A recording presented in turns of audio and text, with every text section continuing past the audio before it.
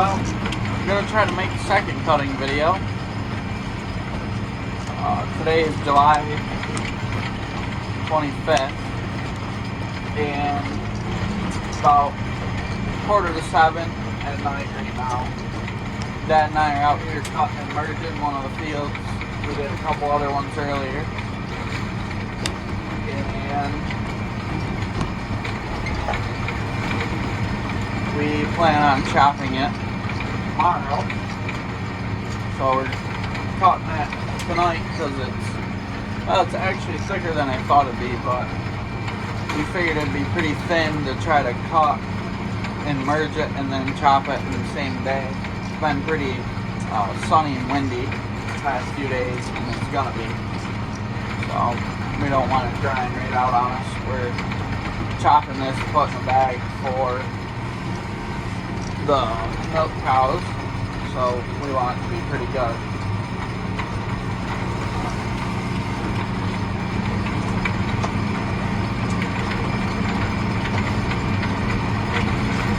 This merger's working out pretty good. We bought it this spring at an auction. Never really ran a merger before this because we were running a New Holland FP240 chopper, so we didn't really want to have big rows for that thing. But now that we got our self-propelled, we wanted to buy a merger, a good merger, to make a decent sized row. I don't know if you can really tell or not, but that row is pretty good size out there. I'm putting 3 into 1. 3, I think the mower's 15 foot 6 or something. It's a KC8880 HP. Might be able to see it on the edge. Dad's running to the right of me right now, the right of the camera view. But yeah, we got this Merge Max. I think it's a 300, yeah, at an auction, and did a few things. Put a new belt on it, put new teeth where they were broke or missing, and it's worked pretty good for us.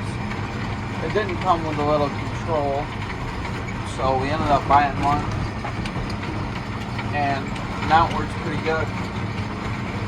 Another thing that we got to do is, when we bought it, the pickup, I don't know, you probably can't see really, it's got 2 little tires on the front, and they're not the same size, and neither one of them is the right size. So I think it rides a bit goofy, and so I got to run with the head picked up a little, or else the teeth will dig right in and pull up old stuff, and sometimes it'll slow or stop the pickup head, and then it just pushes the hay. So if I run it picked up a little bit, it doesn't bother. Before this merger, we still do have, but we don't use it, a New Holland 166 inverter, I think is what it is. Which, it worked, but seemed like every time we used it, it broke. So, big problem we had with that was that the hay would wrap around the rolls inside that belt, and then it just snapped the roll. Because they have a groove, they put the groove right in the middle of those other rolls on that inverter. But this has just one groove like the other one, but it's put up toward the front, I believe it is.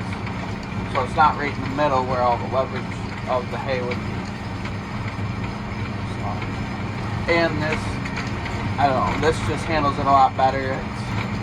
That inverter was ground driven, so I don't know, if the ground was a little bit slippery and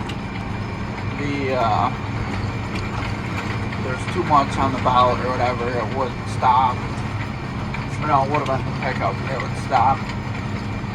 So this thing's working out pretty sweet. Dad's about to go behind me here. He's done cutting with this vine. So we caught, I don't know, including this piece, probably 30, 40 acres maybe for this. We finished up a bag this morning of still some first cutting we have for our heifers and Angus.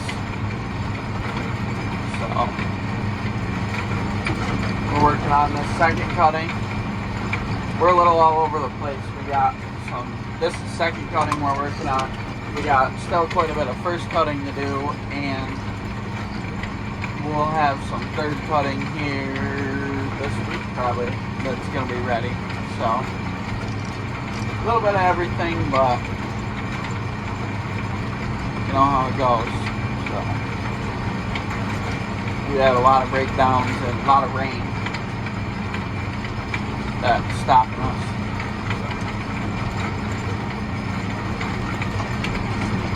It should be quite a bit more than I thought. Right now, like I said, I'm only putting 3 rows into one down here. But the first field I did was a little thinner. The one side was fairly thick, so I was doing 3 into 1. But as I got over to the other side, I started doing 4 into 1. And the last row I made was 7 into 1. And that one that was 7 into 1, I'd say, if it is any bigger, it's not much bigger than these rows. So I don't think the chopper will have a hard time at all eating that one up either.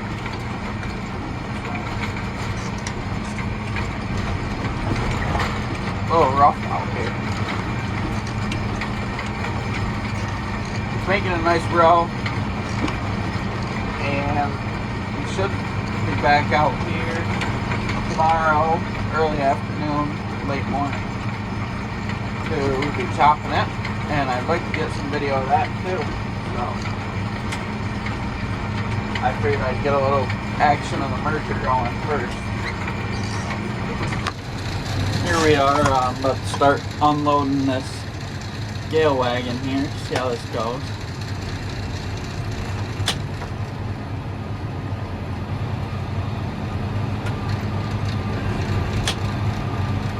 Try not to spill too much.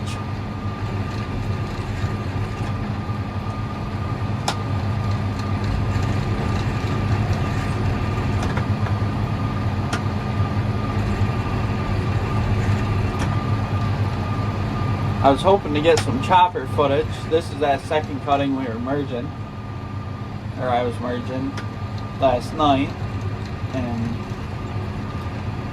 but we're short a person today. I'm the only one running, so Dad's pulling the wagons and chopping instead of chopping next to him.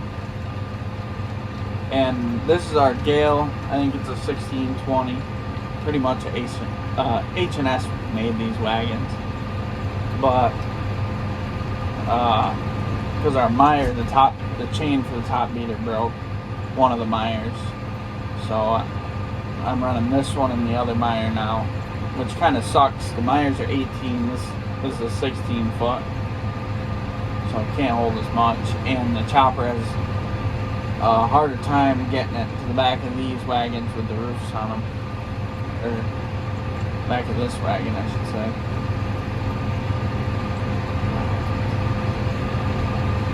It's been going pretty good other than that chain breaking.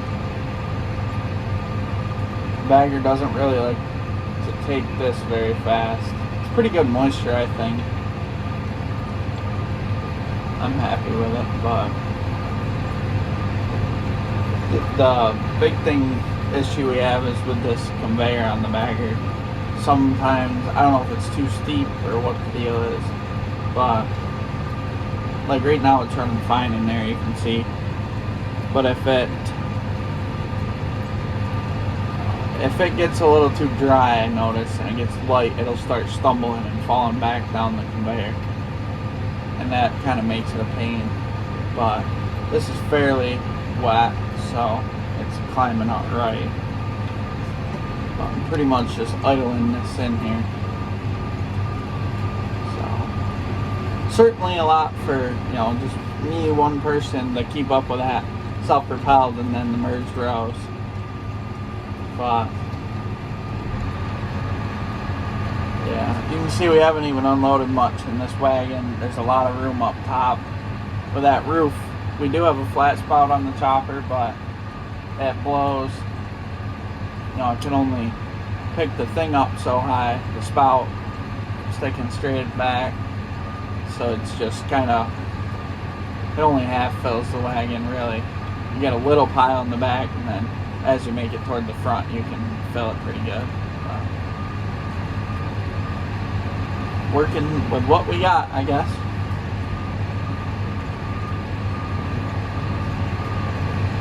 I'm gonna get out and put the rest of the preservative on here.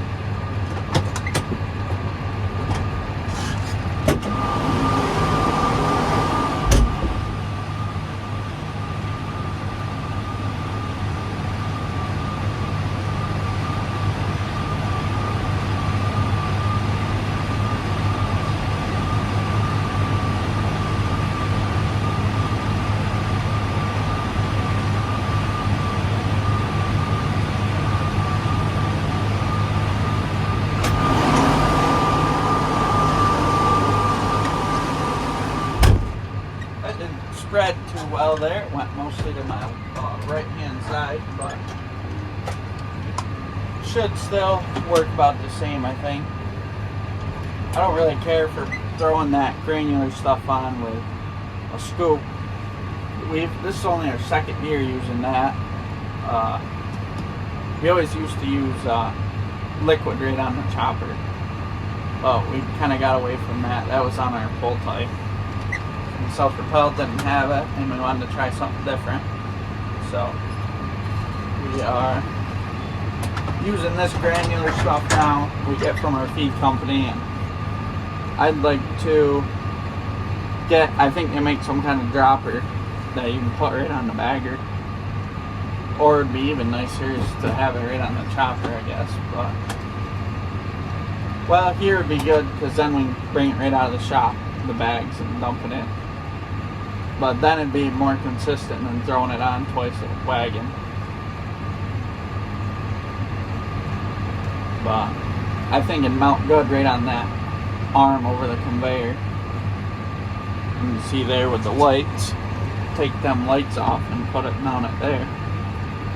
That'd work pretty good probably, but I don't know. Something we can do down the road if we decide this is the preservative we want to use. Well, this year we got it from the feed company, but last year we got it from a different company, someone that just sells it. So we'll see.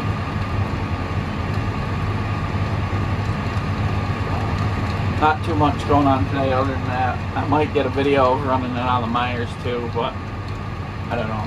It's the same thing as this, just the Meyer doesn't have a roof. And it's a Meyer. So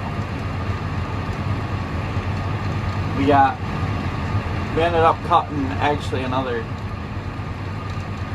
I don't know, 25, 30 more acres last night after that field. I didn't know we were gonna cut that, so we got quite a bit to chop today, especially just being that it's Dad and I, so. But it won't be too bad. We'll get it done. It's only